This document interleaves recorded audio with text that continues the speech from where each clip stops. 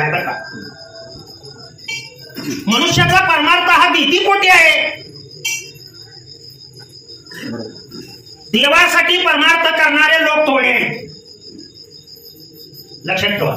मी काही बोलून गेलो. आपली भक्ती भीती पोटी भक्ती आहे आणि संतांची भक्ती आदरयुक्त भक्ती होती. चाललंय यात बिघाड नको म्हणून आपण भीती पोटी सगळेजण देवळात जातात पाया पडायला. चला की आपण बी जाऊया.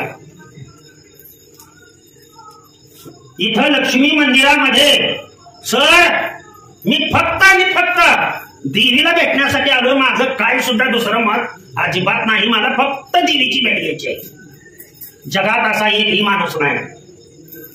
एकही माणूस नाही. तो येतो, नमस्कार करतो, नतमस्तक